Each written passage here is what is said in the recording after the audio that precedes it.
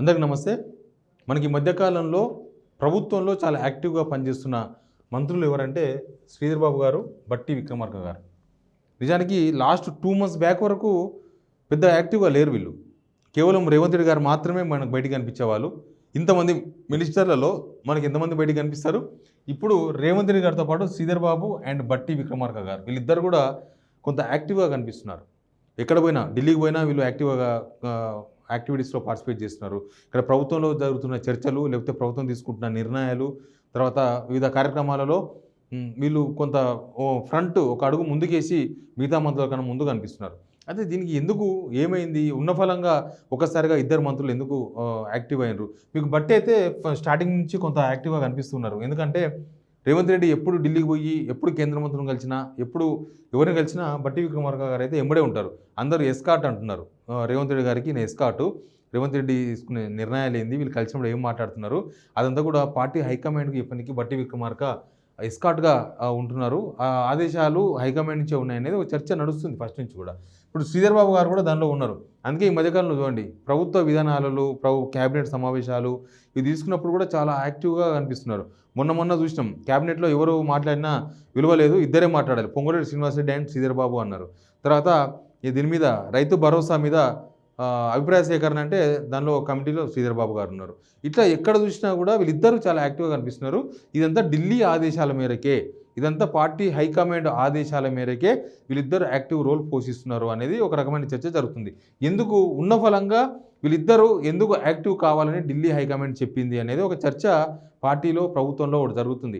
ఎందుకంటే రేవంత్ రెడ్డి గారి మీద ఏదో అనుమానాలు వచ్చినాయండి. ఏం అనుమానాలు వచ్చినావో తెలియదు. రేవంత్ రెడ్డి గారి మీద, రేవంత్ రెడ్డి వ్యవహారాల మీద హైకమాండ్ కొంత అసంతృప్తితో ఉన్న విషయం మనకు తెలుసు ఆల్రెడీ. ఎందుకంటే ఈ లోక్సభ ఎలక్షన్స్ రిజల్ట్ తర్వాత హైకమాండ్ వ్యవహారం మారిపోయింది. అప్పటిదాకా రేవంత్ రెడ్డి ఏం చెప్తే అదే, రేవంత్ రెడ్డి గారు ఏమనుకుంటే అది జరిగింది. ఇక్కడ ఒక ప్రాంతీయ పార్టీలో ఎట్లా జరుగుతుందో జాతీయ పార్టీ అయిన కాంగ్రెస్లో, రాష్ట్రంలో అట్లా పరిణామాలు జరిగినాయి.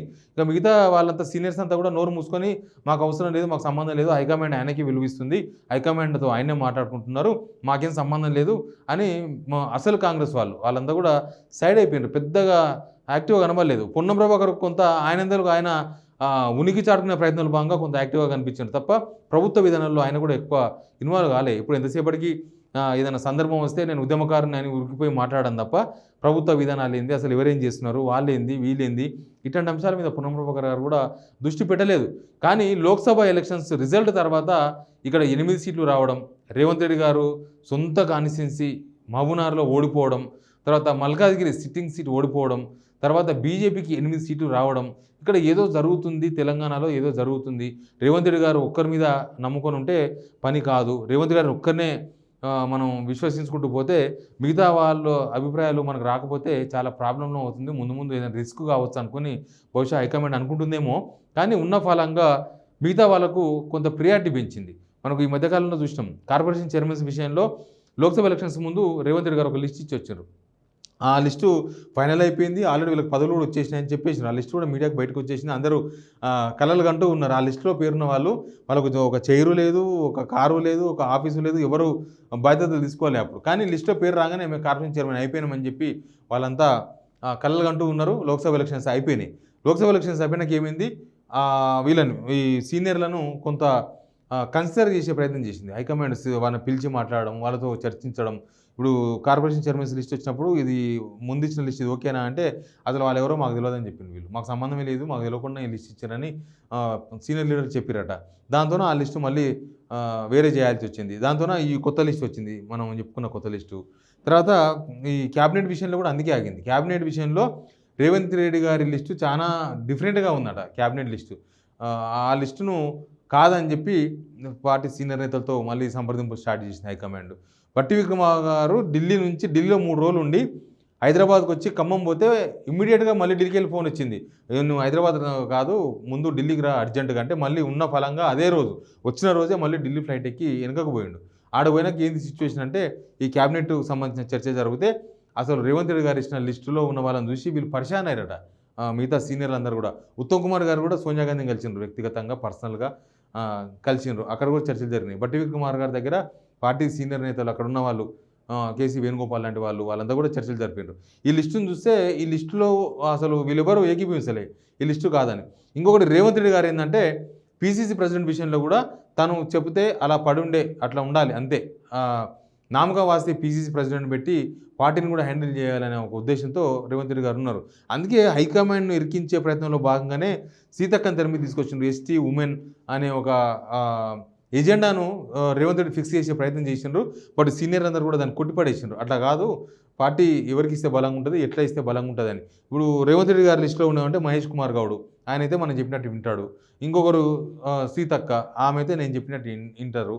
లేకపోతే ఇంకొకరు ఇట్లా ఒక లిస్టును తయారు చేసుకొని వీలైతే బెటర్ అనే ఒక ఆలోచనను హైకమాండ్కి చెప్పే ప్రయత్నం చేసిండ్రు. బట్ సీనియర్ నేతలందరూ కూడా దాన్ని ఆబ్జెక్షన్ చేసిండ్రు. అట్లా కాదు, ఇది ఇట్లా ఉండాలి, పార్టీ ఇట్లా ఉంటేనే పార్టీ బతికి బట్ట కడుతుంది, ఇట్లా ఉంటేనే ఇప్పుడు పార్టీని మళ్ళీ బలోపేతం చేసుకునే అవకాశం ఉంటుంది ప్రభుత్వంలో ఉన్నాం కాబట్టి అని పీసీసీ ప్రెసిడెంట్ను కూడా లాస్ట్కి వాయిదా వేసేసారు. ఇప్పుడు నడుస్తూ ఉన్నాయి మధ్యస్కి గౌడ్ అని ఇంకోరని రకరకాల చర్చలు జరుగుతూ ఉన్నాయి. అట్లా రేవంత్ రెడ్డి ప్రియారిటీ బాగా తగ్గిపోయింది కాంగ్రెస్లో అనేది బయటికి కనిపిస్తున్న అంశంగా, బయటకు కనిపిస్తున్న సీన్గా మనకు కనిపిస్తుంది. ఇప్పుడు ఏమైందంటే వీళ్ళిద్దరిని బాగా ప్రభుత్వంలో ఇన్వాల్వ్ కమ్మని ఢిల్లీ చెప్పిదట.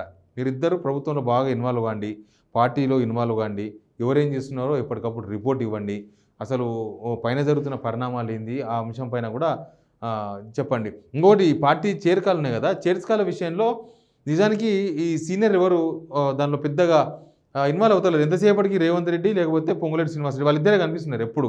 లేకపోతే అప్పుడప్పుడు రేవంత్ రెడ్డి గారు ఒక్కరే ఉంటున్నారు. అండర్ గ్రౌండ్ వర్క్ అంతా కూడా పొంగులేటి శ్రీనివాసరెడ్డి మాతో మాట్లాడుతున్నాడు. దీనిపైన కూడా సీనియర్ నేతలు కొంత గుస్సాగా ఉన్నారు. అసలు ఎవరితో మాట్లాడుతున్నారు, ఏం హామీలు ఇస్తున్నారు, ఏం చర్చలు జరుపుతున్నారు, ఎట్లా చేంజ్ చేసుకుని ఎవరు చెప్పకుండా ఎట్లా చేంజ్ చేసుకుంటున్నారు అనేది కూడా కాంగ్రెస్ పార్టీలో ఉంది. దానికి రేవంత్ రెడ్డి గారు ఒక విషయం చెప్పారట ఎక్కడ, ఢిల్లీలో.